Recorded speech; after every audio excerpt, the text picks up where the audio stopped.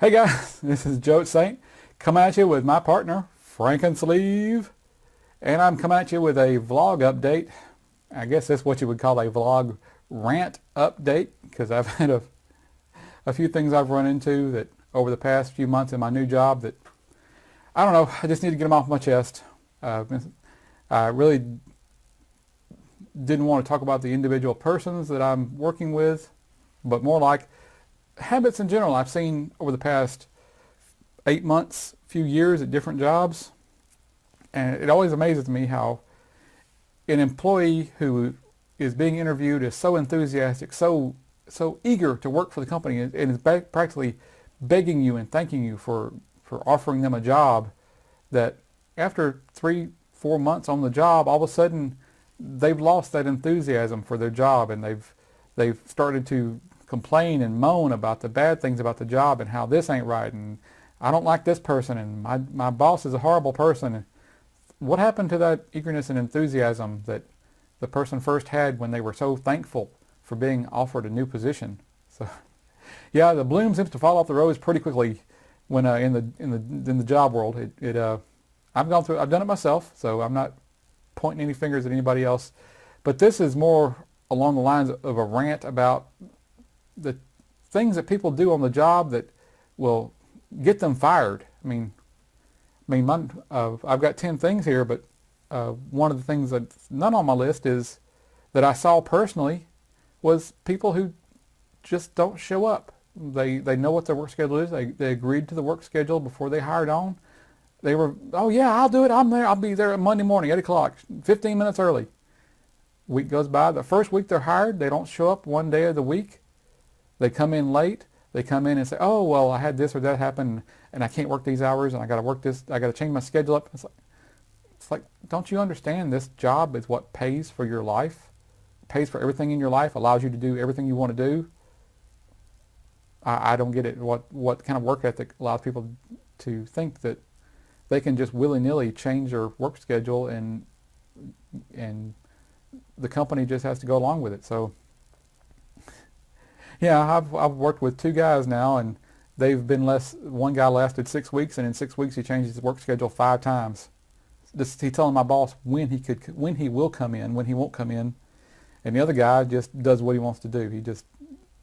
He hasn't made a 40-hour work week since I've been there, since he's been there with me. I've been there a few more months than he has. So even though I'm not a lifer there, I've got a few months seniority over him, and it just astounded me that within the first few weeks he was already skipping days and coming in half an hour late and then leaving early.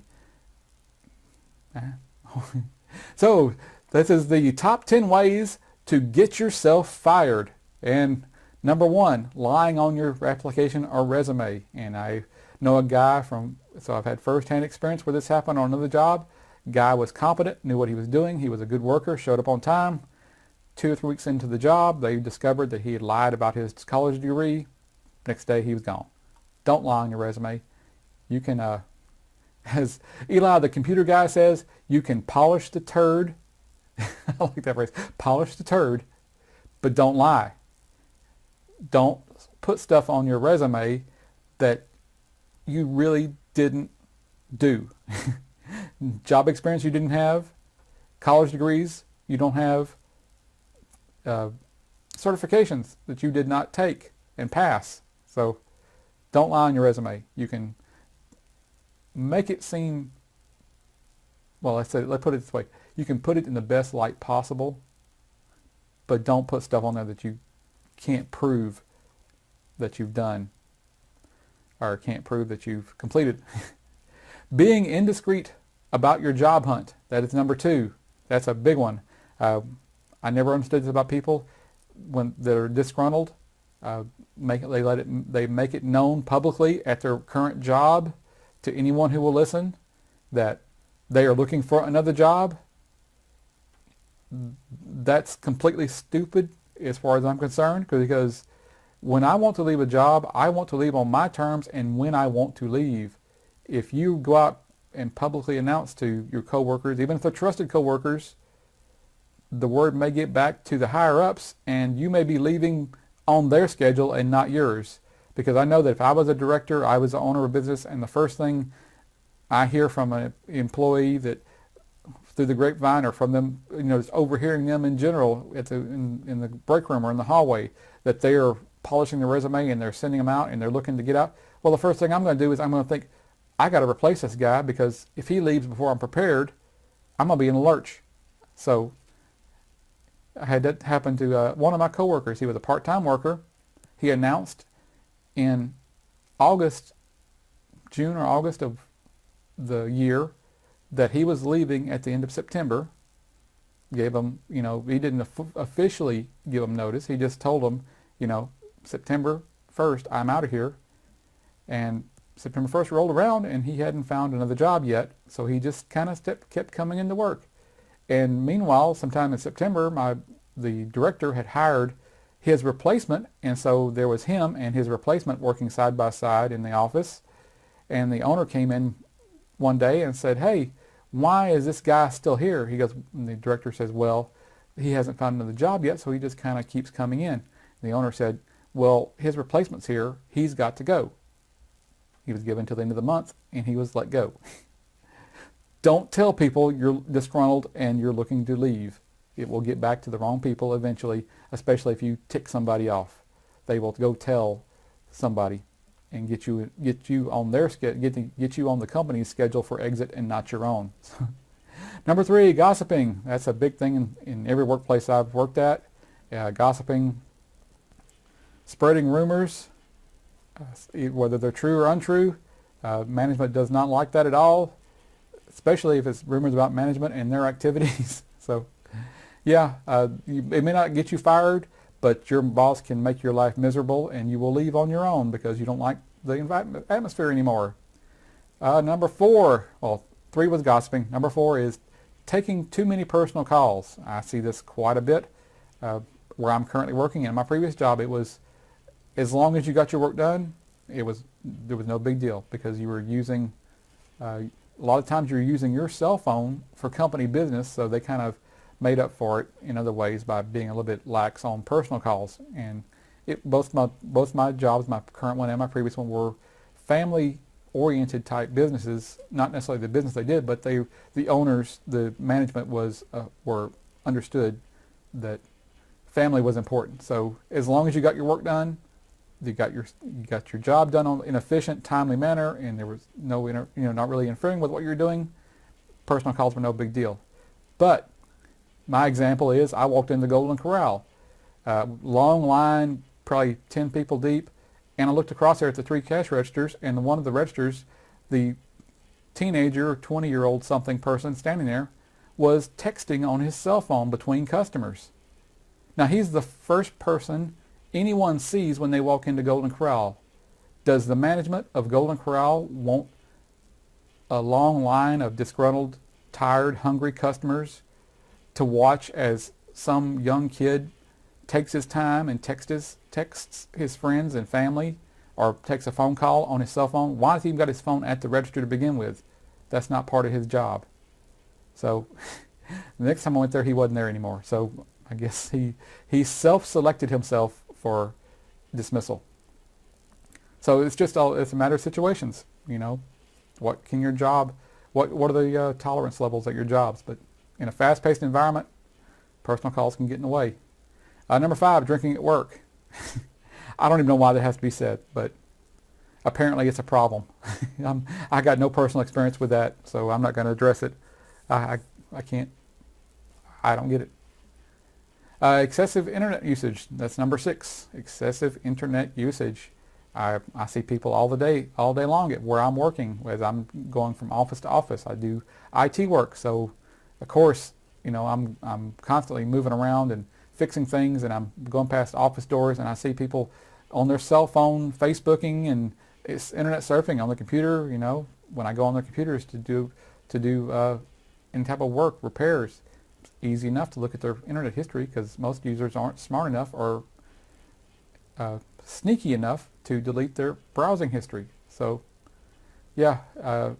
Once again, both my jobs, the previous one I had and my current job, as long as you did your work in a timely, efficient manner, got things done, got things taken care of, internet surfing was completely allowed. You can do whatever you want to. Just Don't download viruses. Don't download porn.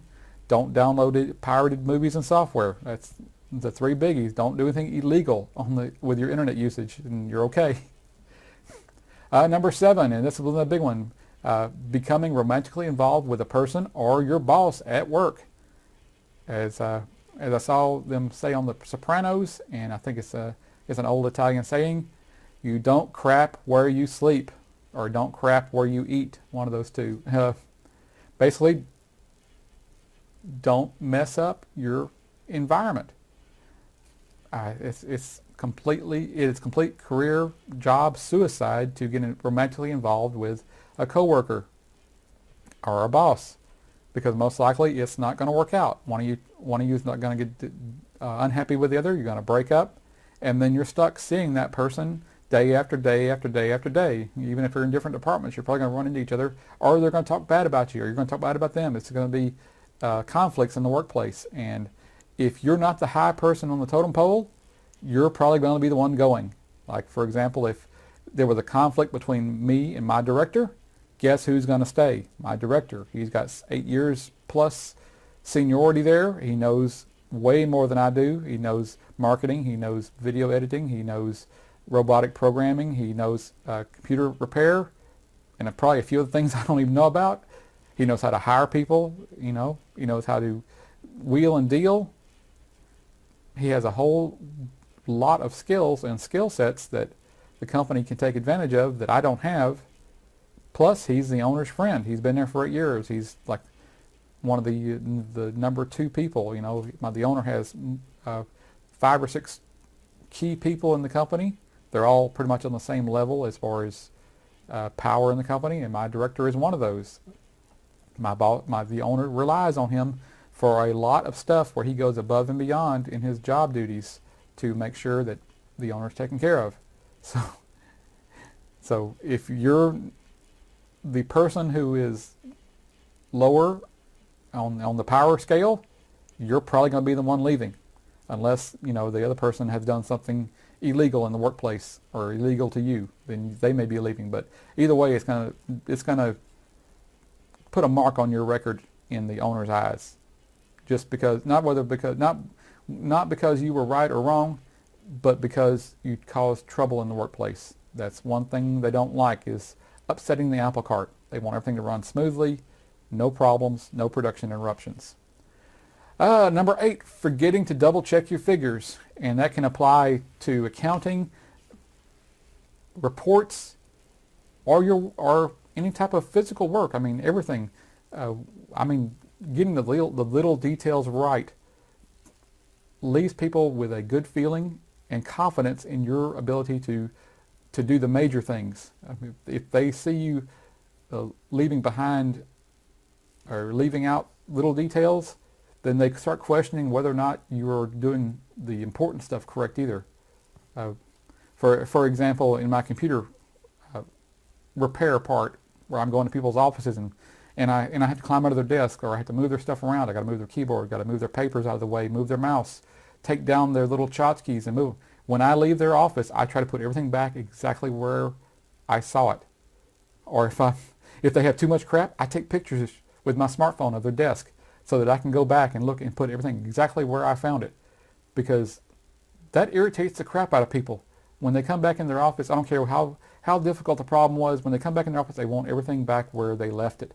Because that's their nest, their rabbit hole, what do you want to call it? It's their living space. It's their crib. So my boss even takes it to a further extreme.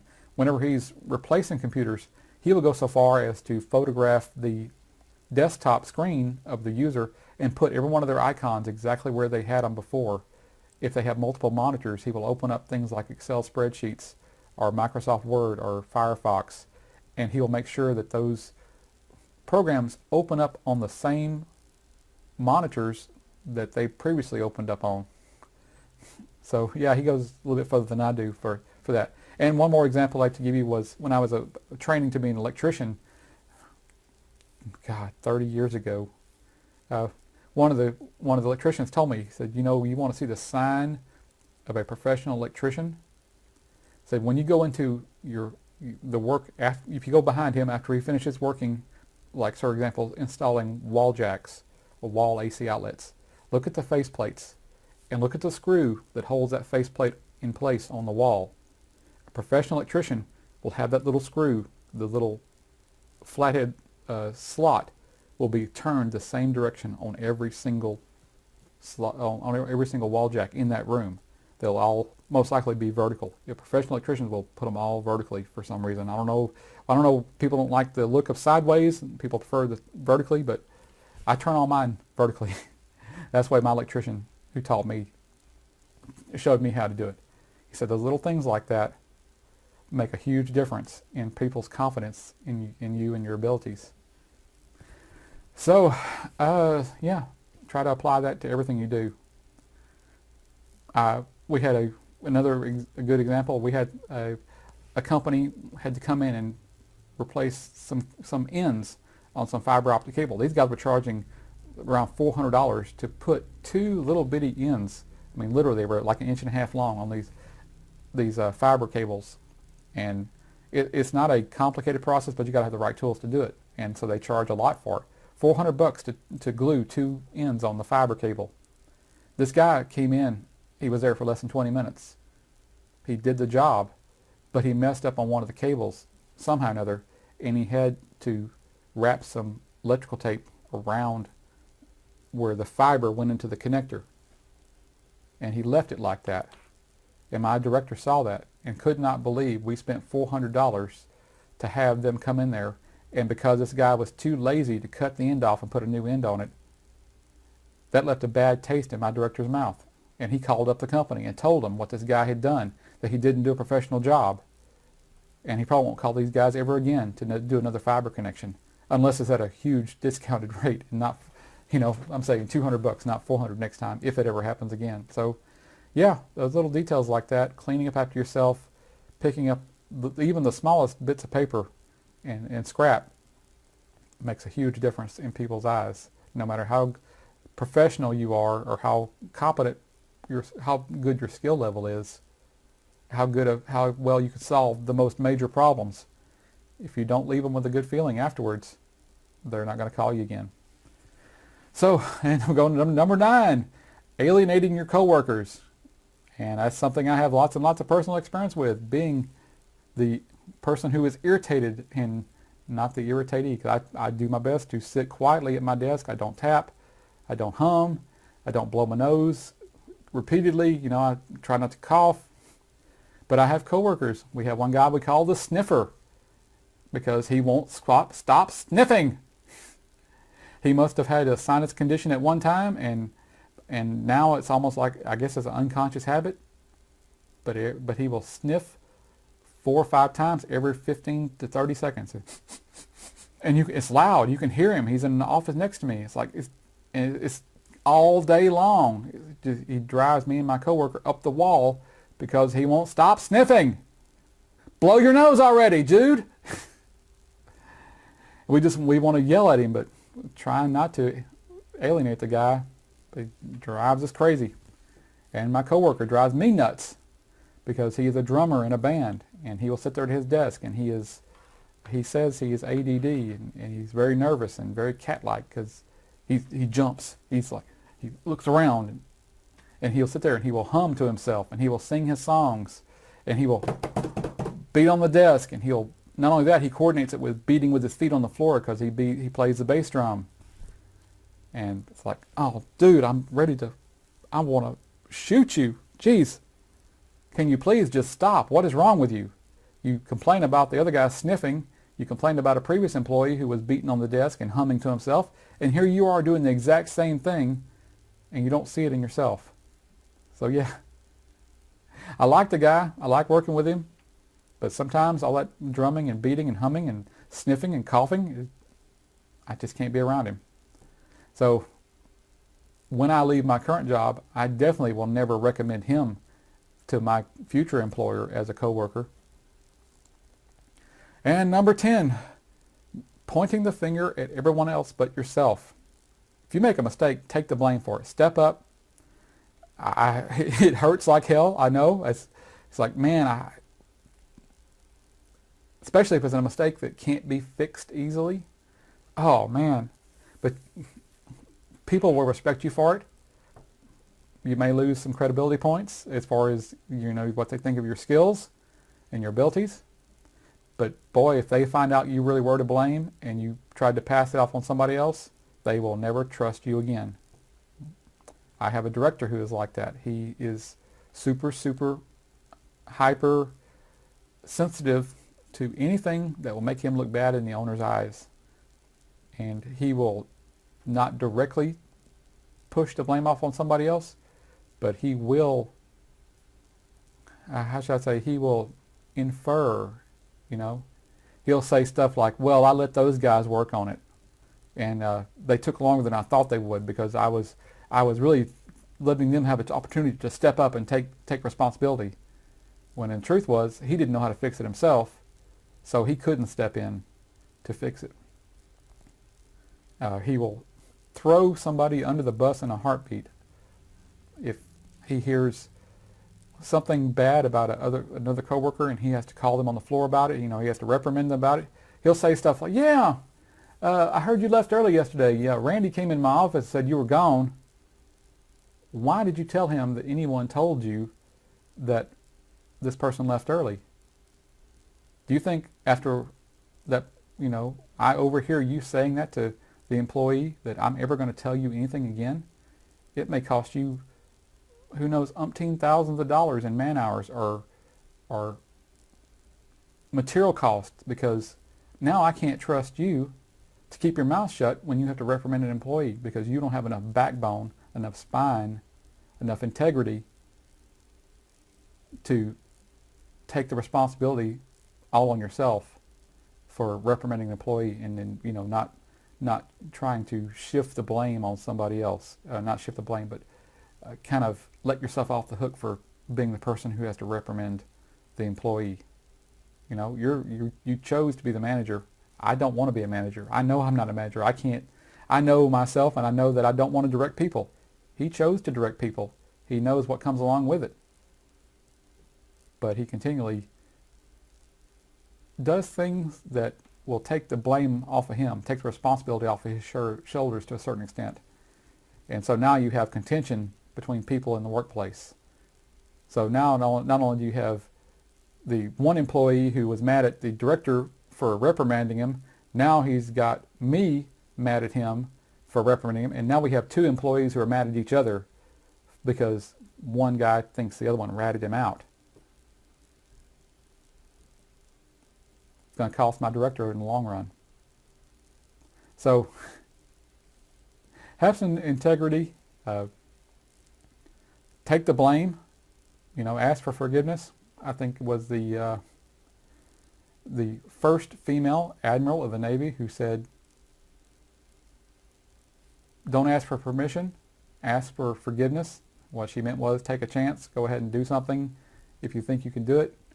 If you mess up, go ask for forgiveness. I don't know if you've ever had anybody, do something really irritating to you or harmful to you, and you go, if you ever do that again, well, they knew not to do it the first time, but they're getting a second chance, aren't they? That happens in work too. So step up, take the blame for it. Your credibility will go up, even if your skill level isn't as high as they think it is anymore. But your integrity means a lot, and they will take a chance on you again. So yeah, this is Joe Saint and my sidekick Frankensleeve, hoping that you got something out of this, that you can add it to your life. It will make your life better and easier, make you more money. Keep pimping that sleeve.